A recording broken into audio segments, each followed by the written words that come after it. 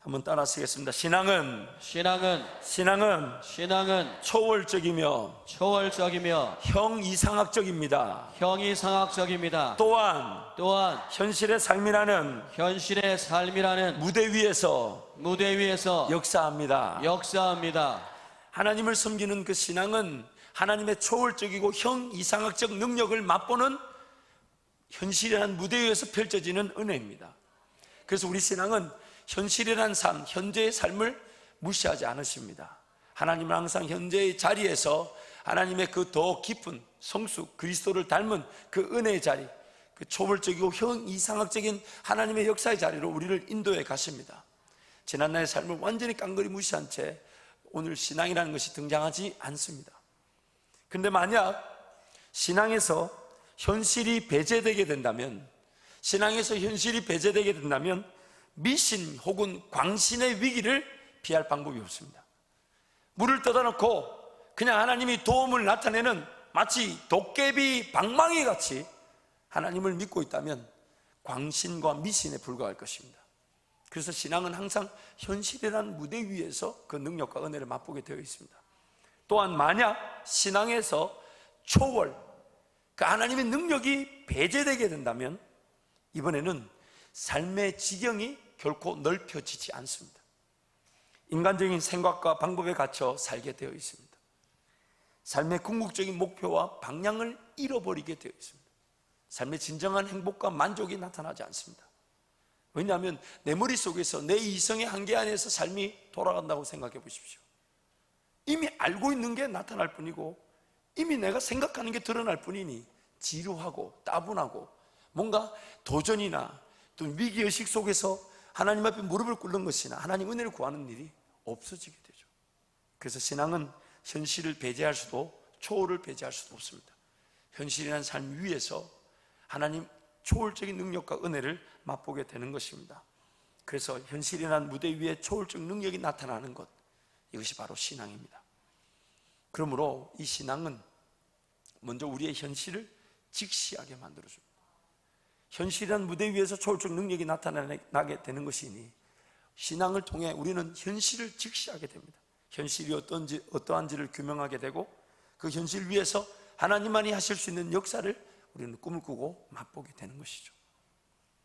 신앙을 통해 직시하게 되는 현실은 세 가지로 설명할 수 있습니다. 크게 세 가지로 나타나는데, 첫 번째는 모든 사람이 피할 수 없는 삶의 결국, 즉 죽음입니다. 죽음이라는 것은 성경에 나오는 것이 아닌 오늘 우리 삶의 현실이죠. 모든 사람이 태어날 때부터 죄인으로 태어나서 죄인으로 받는 그 심판, 그 죽음을 피할 수 없더라는 것입니다. 로마서 3장 23절 말씀 함께 합니다. 시작.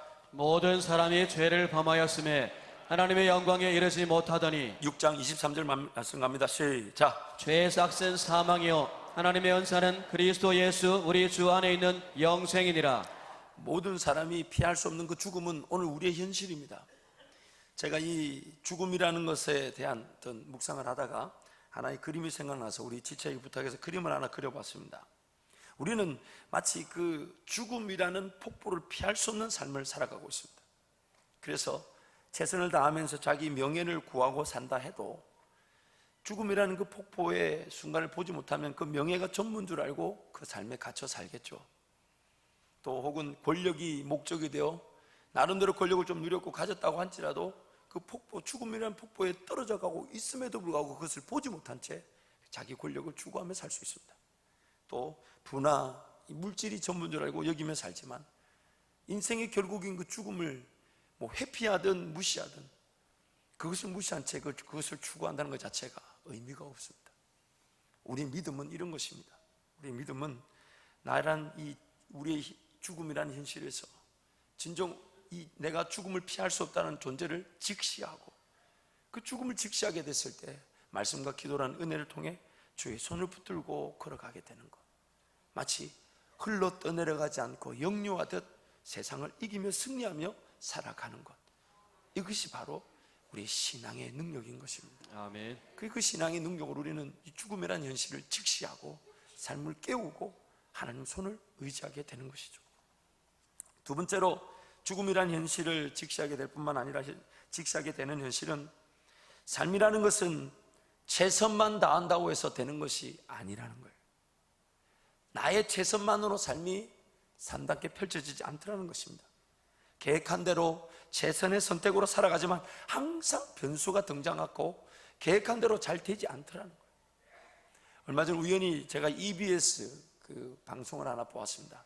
그 방송의 그 내용이 뭐냐면 지방에서 열심히 공부를 해서 서울대 우수대학에 진학했지만 여전히 그 우수대학에 진학하고 난 이후의 삶도 녹록지 않다는 걸 보여주고 있어요.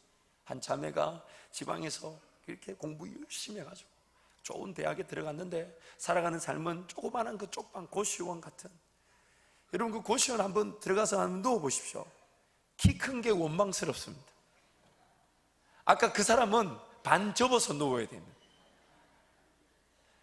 왜 그 쪽방에 15만 원, 10만 원 그렇게 그 월세 그게 아까워서 그러나 최선을 다해 살지만 그들이 느끼는 이 현실적 괴리감이 이만저만이 아닙니다.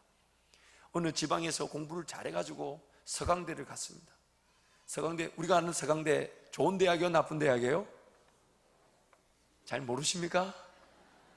그런데 그 대학을 졸업하고 난 다음에 그 취직이 잘 안 되는 거예요. 그 친구, 그 형제 말이에요.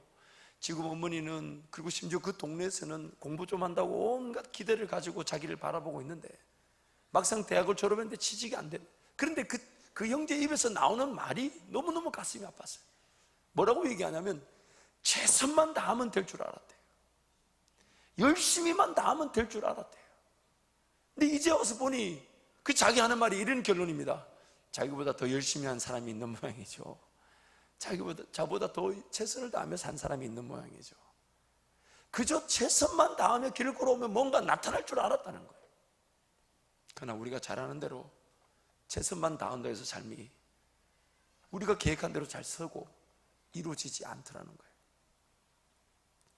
항상 변수가 등장하고 계획을 했고 크게 열심을 다해 사는데도 계획한 대로 열심을 다한 대로 잘 삶이 세워지지 않더라는 것입니다. 그러한 이유로 현재적 삶이 소극적인 형태로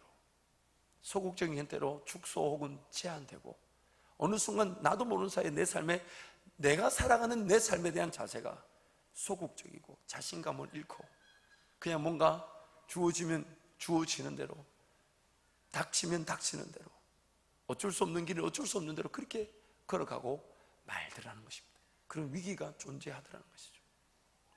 여러분, 정신의학계에서는 계속해서 그런 정신의학 용어 사전들을 만들어냅니다. 왜냐하면 새로 발생되는 이 정신장애들이 너무 많으니까 계속 병이 발견되면 그걸 또 이렇게 용어 사전에다 넣어야 되잖아요. 근데 아직까지 정신의학계에서는 쓰는 용어인데 제가 조사해 보니까 표준 국어 사전에는 등재되지 않은 말이 하나 있습니다. 그게 뭐냐면 좀 이따 가르쳐 드릴게요. 제가 7가지를 얘기해 볼 테니까요. 여러분 개인이 한번 진단을 한번 내려봐 주십시오. 그래서 여러분한테 해당되는 게 있으면 손으로 이렇게 하나씩 꼽는 겁니다. 그래서 나한테는 몇 개가 해당되는지. 참고로 이게 많으면 좋을까요? 적으면 좋을까요? 예, 그 정도는 생각하시고 손 막 된다. 나도 그래 이래 곤란합니다. 나중에 이상한 결론을 맺을 수가 있어요. 자, 첫 번째, 식당에서 메뉴를 결정하지 못해서 다른 사람이 결정해준 메뉴를 먹을 때가 있다. 꼽으세요. 다 그런 적 있잖아요. 우리 집에 한 분 계신데 갈 때마다 저한테 물어봅니다. 조금 있다가 그런 식당들이 그런 우리의 마음을 이용한 메뉴판을 보여드릴 텐데, 어쨌든 두 번째, 혼자서는 쇼핑이 어려워서 동행해 줄 친구가 필요하다. 참 대표적인 분이 우리 이모. 꼭 자기 언니, 저희 엄마를 데리고 갑니다. 그럼 우리 어머니는 척척 잘 골라요.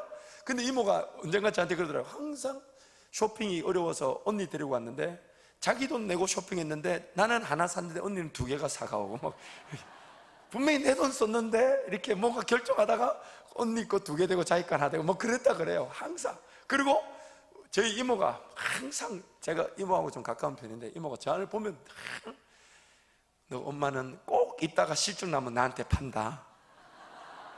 그러면 자기가 안 사면 되잖아요. 그 결정을 못하니까 그런 어리석은 삶을 사는 거예요. 근데 하나님께서 그 이모에게 큰 복을 주셔서 자녀들이 얼마나 주의 종으로 또 귀한 사업으로 영광 돌리는지 모릅니다. 세 번째, 선택을 요구하는 질문에 글쎄요, 잘 모르겠는데요, 아무거나라는 대답을 종종 한다. 세 번째, 손가락 꽂으세요. 네 번째, 사소한 결정을 주변에 전하나 혹은 네이버에 물어본다. 그 다음에 다섯 번째, 선택을 내리지 못해서 일상에 피해를 입은 적이 있다. 여섯 번째, 결정을 하지 못해 학업이나 연애, 누구를 사귈 기회를 놓치거나 포기한 적이 있다. 일곱 번째, 선택하는 것이 두렵고 스트레스 받는다. 자, 일곱 개 중에 이제 여러분 몇 개인지 한번 보세요. 다섯 개 이상이다. 야, 손 들면 안 돼, 손 들면 안 돼. 이거 손 들면 안 돼. 아니, 손 들면 안 돼. 지금 손 들면 안 돼. 너무 자신 있게 손 들면 안 돼. 이거 뭐 아는 거 좋은 게 아닌데. 다섯 개 이상인 경우에는 햄릿 증후군이라 그래가지고, 햄릿이 뭐라고 얘기합니까? 죽는 거냐 사는 거냐. 그것이 이게 뭐냐면 결정 장애가 있을 수 있다. 또 3개에서 4개는 이 결정 장애의 초기 단계라고 합니다. 한 2개 정도는 평상시 우리 평상인들이 좀 느낄 수 있다 그래요. 뭔가 이게 결정하기가 쉽지 않아져 버렸어요. 왜냐하면 두려운 거예요. 왜 두렵냐? 삶을 살아보니까 최선만 다하고 사는 게 전부가 아니단 말이에요. 이렇게 결정을 못하니까 식당에서 메뉴판에 요즘 이런 메뉴가 있습니다. 한번 보여주세요. 식당 메뉴에 내 맘대로, 누구 마음일까요? 주인 마음대로 준다는 거예요. 그 두 번째 메뉴 아무거나, 이런 거 꼭 먹으면 그 식당 다시 안 가죠. 에이, 아무거나 먹었더니 진짜 아무거나 아니네 이러고. 근데 이런 이 메뉴판, 이게 지금 무슨 일이 아니라 이게 뭔가 우리 삶의 자세가 좀 소극적이 되었다는 걸 반증하는 셈이죠. 더군다나 여러분, 이 신앙이 소극적이 되다 보니까 또 어떤 일이 나냐면, 내가 뭔가 하나님의 꿈을 꾸고 걸어갈 일에 대한 기대치를 갖기보다는 뭔가 하나님 알아서 하시겠지, 때가 되면 나타나겠지, 그렇게 우리도 신앙생활을 축소하고 제한하기도 하더란 말입니다. 이 모든 것들이 결국 우리의 삶을 우리가 직시하지 못해서 그래요. 내 삶에 최선만 다한다고 해서 전부가 아니다 말이에요. 여러분, 우리 주변에, 아니 여러분 옆에 분 한번 보십시오. 우리 성도님 옆에 분 얼굴 한번 보십시오. 최선을 다하게 생겼습니까? 아니면 대충 살게 생겼습니까? 제가 본 성도들 중에, 우리 교인들 중에 최선을 다하지 않는 성도가 없어요. 얼마나 열심히 살아요. 정말 목사가 부끄러워요. 얼마나 열심히, 하루에 막 11시간, 12시간 일하는 건 여사 아닙니까? 근데 그럴 때마다 우리 삶을 한번 객관적으로 한번 따져봐야 돼요. 이게 최선만 다한다 해서 되는 게 아닌데, 최선만 다하면 되는 게 아니다.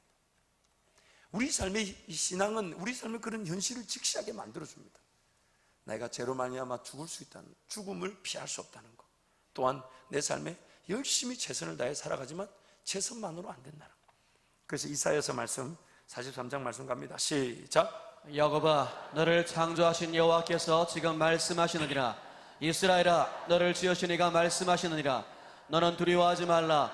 내가 너를 구속하였고 내가 너를 지명하여 불렀나니 너는 내 것이라. 내가 물 가운데로 지날 때에 내가 너와 함께 할 것이라. 강을 건널 때에 물이 너를 침몰하지 못하게 할 것이며 내가 불 가운데로 지날 때에 타지도 아니할 것이요 불꽃이 너를 사르지도 못하리니. 하나님이 물 가운데든 불 가운데든 우리와 함께 하시지만, 그래서 물이 우리를 침몰하고 넘보지 못하고 불이 우리를 사르지 못하게 될 것이지만, 하나님 그분을 인정하고 하나님 그분을 의지하지 않으면 그 물과 불 가운데서 우리는 그 두려움에 사로잡혀, 인생길 두려움에 사로잡혀 제한된 삶을 살 수 있더라는 것입니다. 하나님 우리와 어느 길이든 이기고 싶어 하시는데, 그 하나님 그분과 함께 하는 길이 아니다 보니 우리 삶이 소극적인 형태로 제한되더라는 것이에요. 세 번째로 우리가 신앙을 통해 직시하게 되는 현실은, 자신이 깨닫지도 알지 못하는 자신만의 삶의 목적과 방향이 존재하고 있더라는 겁니다. 쉽게 말하면, 내가 그것을, 내 장점이 뭔지, 은사가 뭔지도 모른 채 살아왔는데 어느 날 보니까 내가 잘하는 게 이게 아니었구나. 40년, 50년, 60년 살아왔는데 내가 잘하고 나만이 걸어갈 길이 이 길이 아니었구나. 뒤늦게 깨달을 때가 있더라는 거예요. 왜일까요? 왜일까요? 인류 역사 가운데 나라는 존재를 한 사람으로, 이전에도 없었고 앞으로도 없을 유일한 존재로 나를 지으신 하나님이 나만을 위한 계획과 목적을 분명히 가지고 계신데, 그 하나님을 인정하지 못하다 보니 최선을 다해 걸어왔던 길이라 하지만 나만이 걸어갈 길을, 하나님 나를 통해 영광 받으실 그 놀라운 길을 전혀 무시한 채 걸어와 삶을 살아왔을 수 있더라는 것입니다. 자신의 장점과 은사가 뭔지도 전혀 관심도 없이 그저 살아야 되는 것이 목적인 줄, 그저 살아야 되는 그 부담으로 삶을 살아왔을 수 있더란 말입니다. 심지어 자신만의 삶의 목적과 방향을 안다고 하며 살아왔는데 하나님이 계획한 목적과 방향과 관계없는 길을 걸어갈 수도 있고, 또한 하나님이 주신 분명한 기회고 장점이고 은사고 내 나만을 위한 길이고 목적이고 방향인 줄 알고 걸어왔더니 그 너머에, 지금까지 걸어온 그 너머에 더 큰 목적과 계획도 있더란 말입니다. 불편하죠. 정말 내가 깨닫지도 알지도 못한 중에 나만이 걸어갈 길이 있는데 내가 그 길을 안 가고 걸어갈 수 있다는 것이 신앙을 통해 우리가 직시하게 되는 현실입니다. 이러한 세 가지 현실, 죄로 말미암아 죽는다는 죽음의 현실, 또한 내 삶이 최선만 다한다고 해서 되는 것이 아니라는 현실, 무엇보다도 주님 하나님 나를 이 땅의 유일한 존재로 지으실 때에 나만이 하나님께 영광 돌릴 수 있는 그 길을 내가 모른 채 전혀 엉뚱한 길을 걸어갈 수 있다는 이 불편한 진실. 그래서 이러한 현실로 인해 세 가지 형태의 두려움이 우리 가운데 존재합니다. 세 가지 형태의 두려움. 첫 번째 두려움은 죽음에 대한 것이니까 죄로 말미암은 죽음에 대한 두려움이죠. 구원의 확신에 대한 두려움입니다. 정말 저 예수 믿는 사람들이 말하는 지옥이 사실이라면, 정말 저 성경이 말하는 그 죄로 말미암은 죽음이 심판의 결과라면 그 두려움을 피할 수 없습니다. 또한 교회 안에서 하나님을 섬기고 신앙생활을 한다고 우리에게도 그런 죽음이 가끔씩 이 두려움이 임하죠. 내가 신앙이 낙담되고 좌절되고 낭망할 때 정말 하나님 살아계실까? 정말 하나님 살아계신가? 그러면서 내가 진짜 예수 믿는 거 이거 진짜 맞나? 진짜 맞나? 혹시 나 이러다가 지옥 가는 거 아니야? 그렇게 느낄 때 있죠. 또한 뭐 이런 거 있죠. 주일날 예배라도 한번 빠지면 지옥 가는 거 아니야? 이러면서. 히브리서 2장 15절 말씀에 이렇게 말씀합니다. 함께 갑니다. 히브리서 2장 15절 말씀.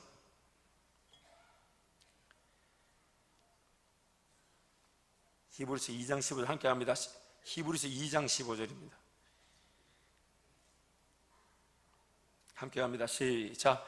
또 죽기를 무서워함으로 한평생 내어 정도로 타는 모든 자들을 놓아주려 하심이니. 죽기를 무서워함으로 우리가 그 죽음에 대한 두려움을 가지고 산단 말이죠.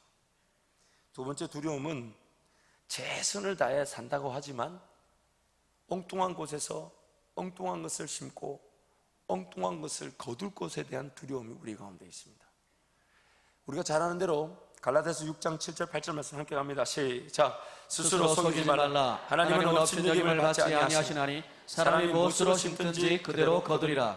자기의 육체를 위하여 심는 자는 육체로부터 썩어질 것을 거두고 성령을 위하여 심는 자는 성령으로부터 영생을 거두리라.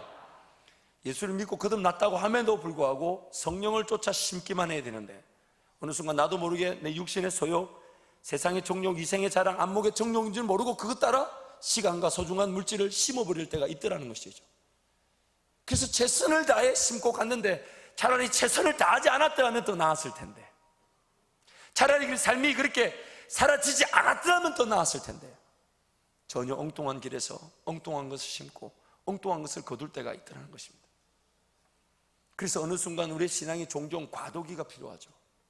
정말 주님만 온전히 바라보고 주님만 의지하며 성령만 쫓아가고 싶은데 엉뚱한 걸 심어 엉뚱한 열매를 가지고 그걸 처리하느라고 또 하나님 은혜를 구하고 그 과도기를 보낼 때가 있더란 말이에요. 사업이 덜컥 망하고 나니 재정적인 빚이 큰 빚이 생겼는데 하나님이 그 돈을 뚝 떨어뜨려 가지고 그 빚 못 갚게 안 갚아주시고 허리띠 졸라매고 빚 갚아가는 가정이 함께 하시면서 그 과도기를 보낼 때가 있죠. 정말 전적으로 주님께 헌신하고 내어드리고 싶은데 시간이 허락지 않아서. 이 시간이 허락지 않는 이유가 뭡니까? 어쩔 수 없이 그 시간을 그렇게 보내야 될 때가 있죠. 왜요? 정말 성령과 함께 걸어오는 줄 알았는데 나도 모르는 사이에 엉뚱한 것을 엉뚱한 곳에서 심어버려가지고 엉뚱한 열매를 거둘 때가 있더란 말입니다. 사람이 무엇으로 심든지 그대로 거둔다. 이게 오늘 우리를 두렵게 만드는 것입니다. 그래서 오늘 하루도 깨어 기도하면서 과연 이 길을, 내가 오늘 하루 살아가려는 이 길이 정말 성령께서 나를 인도하시는 길인가? 성령께서 나를 주관하시는 길인가? 1분 1초 10원 100원 1000원이 귀한 줄 알고 성령 하나님께서 과연 심고자 하신 길로 걸어가는 길인가? 그 두려움이 우리를 깨어 기도하게 만드는 것입니다. 그 두려움 때문에 깨어 은혜를 구하게 되는 것입니다. 이 세 번째 두려움은 첫 번째 것과 두 번째 것과는 좀 차원이 다릅니다. 죄에 대한 두려움, 죽음에 대한 두려움, 또 뭔가 잘못 심을 것에 대한 두려움은 좀 소극적이면서 부정적이라면, 이 세 번째 두려움은 굉장히 적극적이면서 긍정적입니다. 이 두려움은 뭐냐면 오늘 빌립보서 2장 12절 13절 한 번 더 있습니다. 시작. 그러므로 나의 사랑하는 자들아, 너희가 나 있을 때뿐 아니라 더욱 지금 나 없을 때에도 항상 복종하여 두렵고 떨림으로 너희 구원을 이루라. 너희 안에 행하시는 이는 하나님이시니 자기의 기쁘신 뜻을 위하여 너희에게 소원을 두고 행하게 하시나니. 하나님께서 우리 가운데 일을 행하실 때 먼저 마음에다 뭘 두신다고요? 마음에 뭘 두신다고요? 소원을 두신답니다. 근데 그 소원은 결국 하나님의 계획이고, 그 소원은 하나님이 나를 통해 이루실 꿈이고, 그 소원은 하나님이 우리 가운데 드러내실 역사죠. 근데 그 하나님의 소원이 이전에 내 머릿속에 있던 걸까요? 없던 걸까요? 있던 거예요? 없던 거예요? 한 번도 있었던 게 아닙니다. 하나님이 은혜를 베푸실 때에 뭔가 이전의 방식을 그대로 쓰시던가요? 이전에 맛보았던 경험을 그대로 쓰셨던 적이 있습니까? 하나님이 항상 은혜를 베푸신다 하실 때는 이전에 없었던 은혜입니다. 왜냐하면 우리 모든 사람은 믿음의 길만 걸어가기 때문에. 보이는 길이에요? 보이지 않는 길이에요? 보이는 길이에요? 보이지 않는 길이에요? 보이지 않는 길이에요. 소원을 둔다, 그것이 하나님의 역사로 나타난다 할 때, 그리고 우리의 헌신과 수고와 우리의 기도를 통해 시작된다고 할 때, 우리의 발걸음에서 시작된다고 할 때, 그 보이지 않는 그 길을 걸어가야만 하는데, 그때 걸을 때, 여러분, 그때 걸을 때에, 보이지 않는 그 길을 걸을 때에 어떤 감정이 들 것 같습니까? 두렵고 떨리죠. 두렵고 떨리죠. 하지만 그 두렵고 떨림은 뭔가 안 될 것, 잘못된 결과에 대한 두렵고 떨림이라기보다는, 비록 보이지 않는 길이지만 하나님 나에게 말씀하셨다는 이유로 그 길을 걸어갈 때에 반드시 그 너머의 역사가 나타날 때는 엄청난 한호와 영광을 올려드리면서 하나님을 기뻐하게 될 것을 알기 때문에, 한 걸음 걸을 때마다 하나님 반드시 이루어질 것입니다. 하나님 반드시 역사하실 것입니다. 하나님 반드시 큰 은혜를 주실 것입니다. 그러나 또 보이지 않으니까, 그래서 여러분 정말 그 눈 뜨고는 그 길 못 갑니다. 그래서 눈 감고 기도하는 거예요. 아니, 보이지 않는 길을 가자 하면, 보이지 않는 그 길을 가자 하면 눈 시퍼렇게 뜨고 이게 가집니까? 주변을 돌아본들, 제가 본 그것을 같이 이해해주고 같이 걸어가줄 사람이 있을 것 같습니까? 여러분, 기도하다가 들은 거 옆에 사람한테 물어본들 답이 안 나옵니다. 더 답답해집니다. 그래서 어떤 결정이 날 때는 그냥 혼자 가는 거예요. 아무도 오직 하나님과 나와의 관계니까. 그래서 눈 뜨고는 못 보니까 눈 감고, 그리고 발을 내디뎌야 되는데 발을 내디딜 때가 보여요, 안 보여요? 안 보이니까 어떻게 합니까? 눈 뜨고 막 씩씩하게 걸어가는 사람 아무도 없습니다. 죽으면 죽으리라 이러면서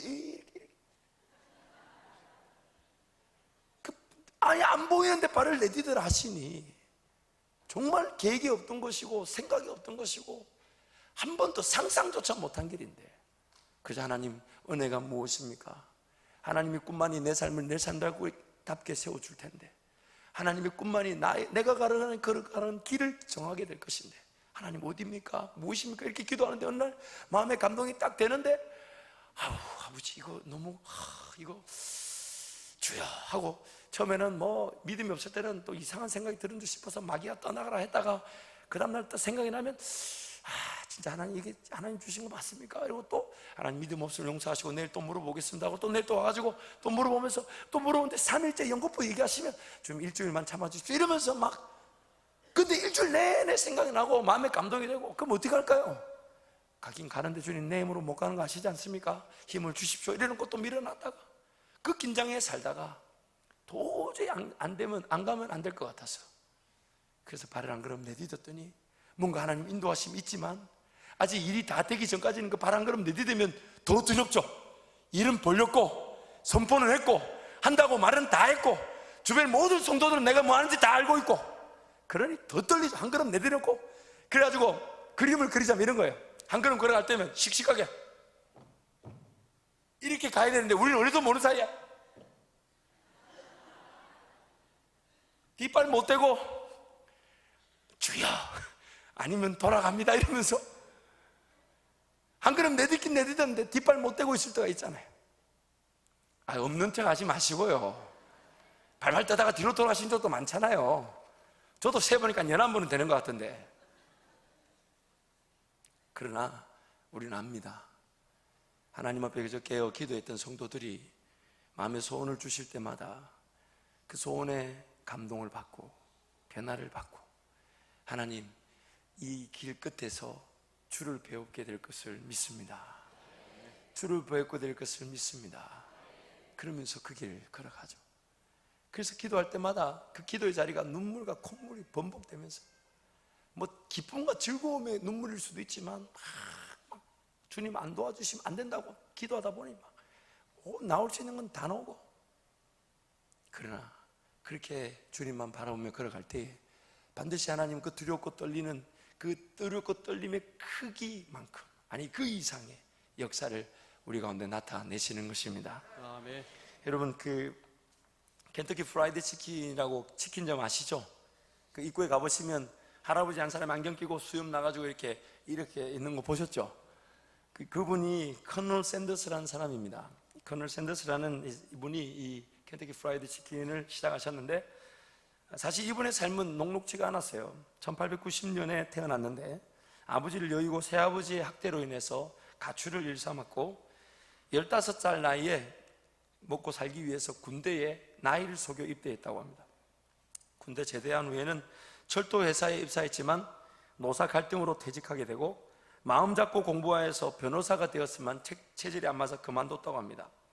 전기선 기관사, 보험 영업, 보트 제조, 농부, 타이어 영업 등 여러 직장을 전전하다가 주유소 영업을 시작으로 해서 성공하는 듯 했지만 경제 대공황이 들이닥쳐서 망하게 됩니다.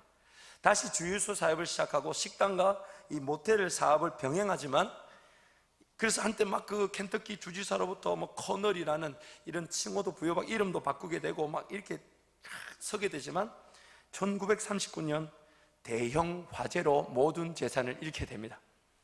1941년에 재기에 성공하게 되는 듯 보이지만은 9년 뒤에 자기 집 앞에 있던 도로 말고 저 위에 도로가 생겨가지고 자기 집 앞에 그 가게 앞에 길에 아무도 지나다니지 않아 망하게 됩니다. 그리고 이제 치킨을 만든 거예요. 먹어보고 하다가 치킨을 하나 만들어서 1000집 이상을 돌아다녔다 그래요. 1000개의 가게 이상 돌아다니면서 이걸 팔아주면 수익을 나누겠다. 그래서 아무도 안 받아주는데 할 수 없이 기준을 낮추다 보니까 아마 5% 수익의 5%만 자기가 먹기로 하고 치킨 한 조각당 5% 먹기로 하고 납품하기 시작한 게 이 켄터키 프라이드 치킨이 된 거죠. 그런데 자기가 이제 켄터키 프라이드 치킨을 시작하고 보니까 체인지가 막 늘어나니까 600개의 체인지 늘어나니까 왜냐하면 이 켄터키 프라이드 치킨으로 사업을 시작하게 된 게 나이가 65세 우리 은퇴하는 시기에 그제서야 발견한 거예요. 그러고 나서 이 치킨점이 자기가 나이가 많고 관리가 안 되니까 당시 가격으로 200만 불에 팝니다. 600개 체인점을 20억 정도에 판단 말이에요. 물론 당시에도 큰 돈이지만 600개 체인을 비교하면 근데 팔게 된 계기가 뭐냐면 매각 제의를 받고 고민하다가 당일 별자리 점성수를 확인하고 판매 합의했다고 합니다. 그리고 이 20억에 판 회사가 켄터키 프라이드 치킨이 이 켄터키 프라이드 치킨을 샀던 매입했던 회사는 다시 KFC를 7년 뒤에 매각을 하는데 120배를 남기고 매각합니다. 20억이 얼마가 된 거예요 그러면? 그렇게 됐습니다.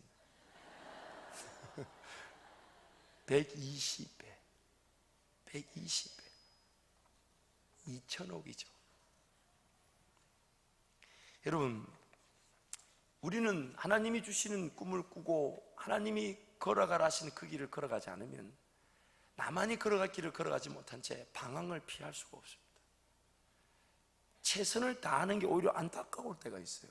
왜냐하면 저렇게 최선을 다하면 몸도 버릴 텐데, 하나님이 걸어가라 하시는 그 길을 걸어간다면 몸이 피곤할까요?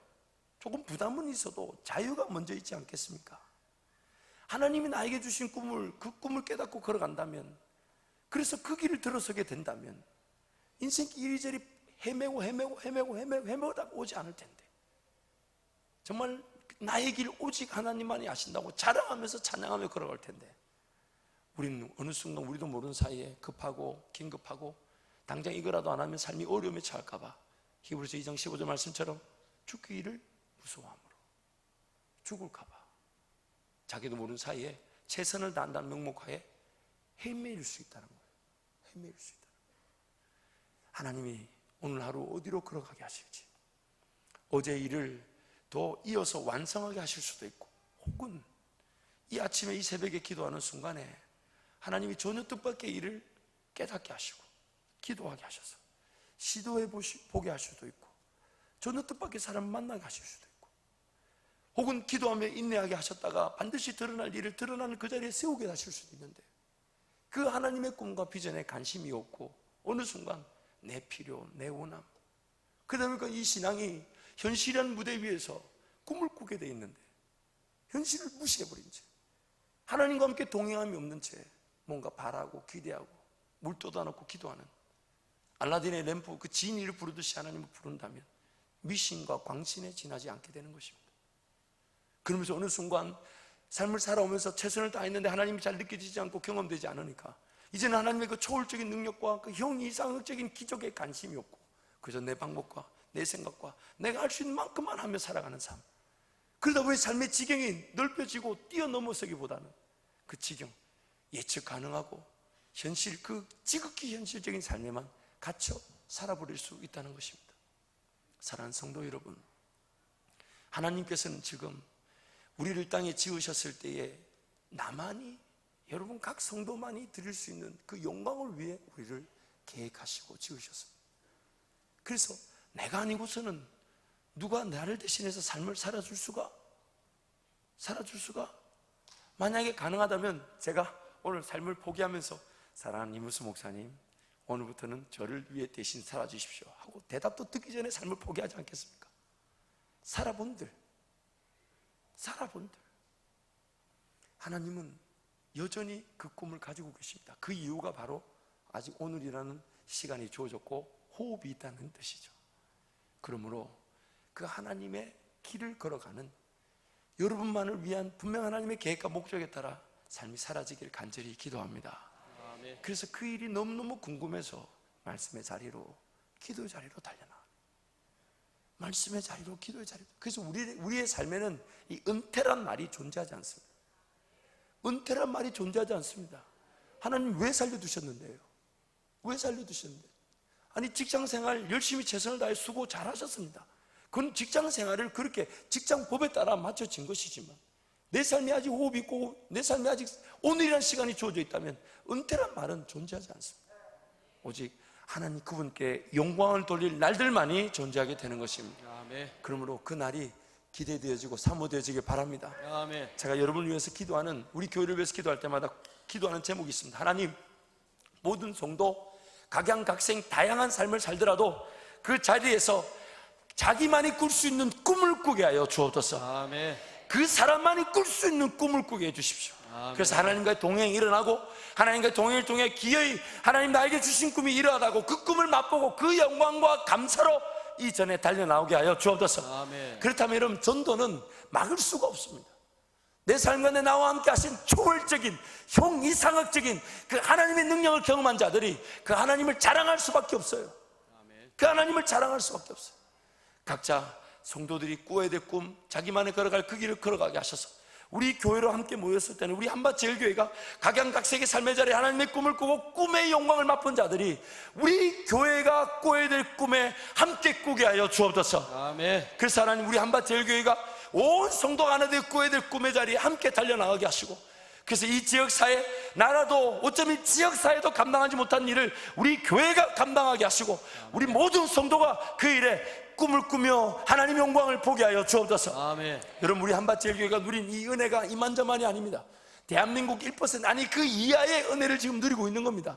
여러분, 우리가 하나가 되면요, 제가 확신하건대 나라도 세울 수 있습니다. 나라도 세울 수 있어요. 아멘. 여러분, 각자의 꿈을 실현하는 무대가 될 수도 있습니다. 이만한 재원이 함께 이렇게 모여 예배드리는 게 어디 보통 은혜입니까? 대한민국에 몇 개나 교회가 되겠습니까? 그러므로 우리가 하나 되어 하나님의 꿈을 꾼다면, 사모한다면 정말 그 꿈 앞에서 우리 자녀들은 더 큰 꿈을 꾸게 되지 않겠습니까? 아멘. 더 놀라운 꿈의 비전이 되지 않겠냔 말이에요. 아멘. 이렇게 지역사회를 섬기다 보면 하나님이 우리 교회를, 이 민족 교회를 깨우는 그 일의 역할을 쓰게 하시고 세계를 섬기는, 그래서 여러분, 우리가 그 꿈에 하나가 되면 우리 자녀들이 정치, 경제, 사회, 문화 각 영역의 리더가 될 것입니다. 왜냐하면 꿈이 있기 때문에, 우리 교회가 걸어가야 될 그 길이 있기 때문에. 그래서 여러분, 각자 여러분의 삶의 자리에서 꿈을 사모하십시오. 하나님의 소원을 사모하시고, 아멘. 그렇게 소원을 가지고 살아가며 그 꿈을 이루실 때 함께 모인 우리 한밭제일교회는 더 큰 꿈을 꿀 수 있는 놀라운 의 자리에 서게 되고, 그래서 우리 교회를 통해 조국 교회가 또 흔들어서 깨움을 받게 되고, 통일의 그런 그 놀라운 사역에 우리 교회가 쓰임받 되고, 세계 곳곳에 우리 자녀들을 보내어 그들을 통해 하나님의 역사를 이루어가게 될 줄 믿습니다. 아멘. 아멘. 저는 확실합니다.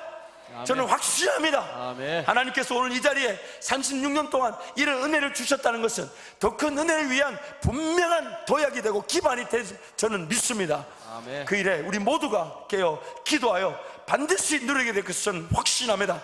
기도하겠습니다. 하나님 아버지, 은혜와 사랑을 진심으로 감사합니다. 하나님께서 여전히 우리를 향한 꿈이 있다, 나만이 하나님께 영광 돌릴 영광이 있다 하시면서 살려주시고 여전히 길을 기울이고 계심을 진심으로 감사합니다. 하나님, 우리 모든 성도 하나님의 꿈 앞에 감격하게 하여 주옵소서.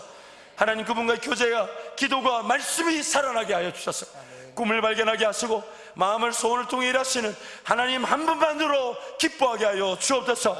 하나님, 무엇보다 우리 한밭제일교회 지난 36년 동안 은혜의 재단으로 지켜주셨음을 감사합니다. 이 은혜 위에 더 큰 은혜로 나아가게 하여 주옵소서. 은혜 위에 은혜를 보게 하여 주옵소서. 더 놀라운 꿈으로 이 지역사회와 조국교회와 세계를 섬기게 하여 주옵소서.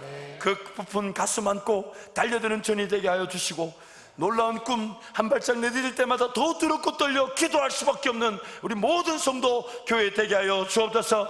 예수님의 이름으로 기도합니다. 아멘.